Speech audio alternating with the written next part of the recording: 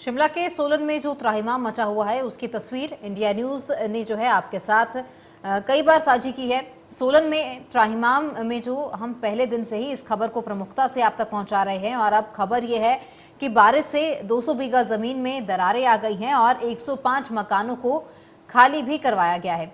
तो बता दें कि लोगों को गुरुद्वारे में शरण जो है लेनी पड़ रही है। मंदिरों में लोग रह रहे हैं, अपने मकान छोड़कर लोग किराए के मकान में रहने को मजबूर हैं। हम शांति के उस स्थान पर जहां पर लगभग 200 बीघे जमीन जो है वो जमींदोज हो गई है। 105 परिवारों को खाली कराया जा चुका है।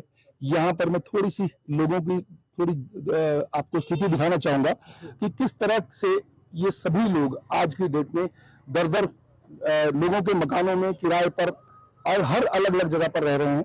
और आज इनकी समस्या ऐसी है कि ना तो रहने को घर है और किराए के मकान में रहकर अगर वो अपना जीवन गुजारा कर रहे हैं। कई ऐसे भी घर हैं जो किराए के मकान पे अपना घर चला रहे थे, अपना बच्चों का पालन पोषण कर रहे थे, परंतु आज वो घर जो है वो चला गया। दूसरी बात इसमें जो सबसे इम्पोर्टेंट बात है कि मकान, जिन सरकारी कर्मचारियों ने मकान लिया हुआ था, मकान लोन पे बनाया हुआ था, वो मकान जो है वो जमींदोज हो गए, परंतु आज भी अगर हम बात करें उन लोगों को मकानों की किस्त देनी पड़ रही है। अगर आपको याद हो कुछ समय पूर्व जो है वो ऐसा ही एक मामला जो था वो उत्तराखंड में आया था, जिसमें लगभग 80 बीघा से जमीन जो ज्यादा थी वो कहीं ना कहीं खराब हुई थी, जिसको हम सभी ने, नेशनल मीडिया ने सभी ने कवर किया था और ये एक बहुत बड़ी बात मानी जा रही थी। और अगर हम आज सोलन के इस शांति इलाके की बात करें, यहाँ पर लगभग 200 बीघा से ज्यादा जमीन जो है वो जमींदोज हो चुकी है, जिसमें दरारें पड़ चुकी हैं। लोगों को रहने के लिए घर की अभी व्यवस्था नहीं है। यहाँ पर कुछ लोग हैं, उनसे जानने की कोशिश करेंगे कि उनकी क्या समस्याएं हैं और वो क्या सरकार से मांग करते हैं।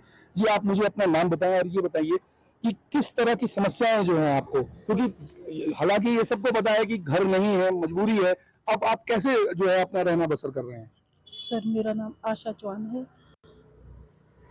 जो मैंने घर बनाया था, अभी नया नया घर बना था और मेरे हस्बैंड ने देखा था, वो सेना में थी जी, श्रीनगर में थी और बेटा भी उधर था, चंडीगढ़ में था। मैंने अपने दम से घर बनाया था सर। जितनी की कमाई थी वो सारी लगाई है सर उस घर में।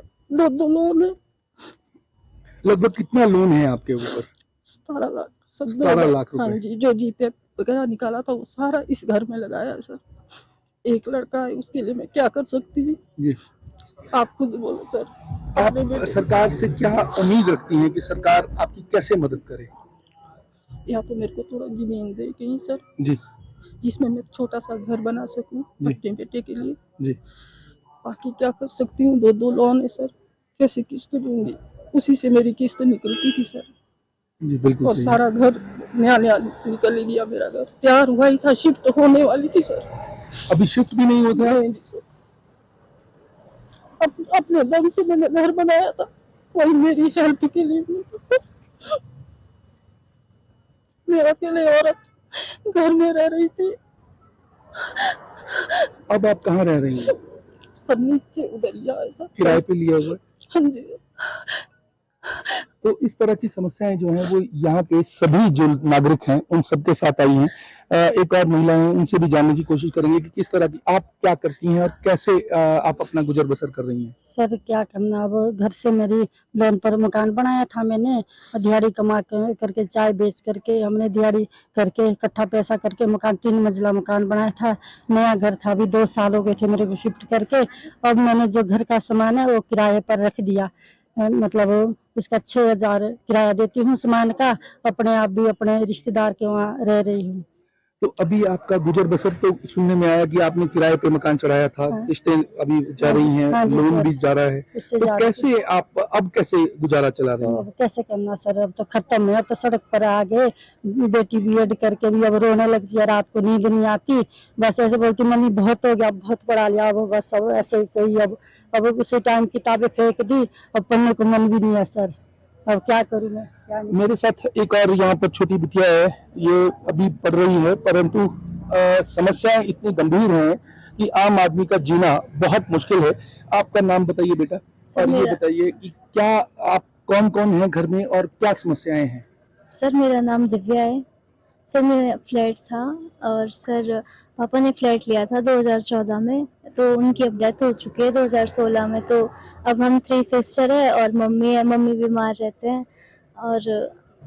और हमें हमारी इसमें कोई मतलब जॉब का आप कोई सरकार साधन से नहीं है। क्या चाहती हैं कि क्या मदद होनी चाहिए? सर हमें जॉब दी जाए सर, और कहीं क्या जमीन। आपको ऐसा लगता है कि जमीन की जरूरत है ताकि हाँ आप जी। दोबारा मकान बना सकें? हाँ जी सर। और हमें आपसे मैं बात कर पाऊंगा, आप मुझे थोड़ा सा बताएं कि क्या समस्याएं हैं और किस तरह से आप लोग अब गुजर बसर कर रहे हैं? नमस्कार सभी को, मेरा नाम वंदना मेहता है। सर समस्या तो बहुत गंभीर है, मतलब इतनी है कि हम शारीरिक रूप से, आर्थिक रूप से, इवन मानसिक रूप से भी बहुत थक चुके हैं। जी तो सर हम चाह रहे हैं कि सर हमें पुनः जमीन दे ताकि हम लोग फिर से अपना रहन सहन शुरू कर सके, अपना आवास स्थान बना सके सर। जी बिल्कुल, ये बिल्कुल बहुत महत्वपूर्ण सवाल है कि क्योंकि जिनका मकान गिरा वो तो एक अलग बात है, परंतु अगर दोबारा जमीन लेनी पड़ी तो लगभग 30 से 40 लाख रुपए दोबारा इन्हें खर्च करने पड़ेंगे।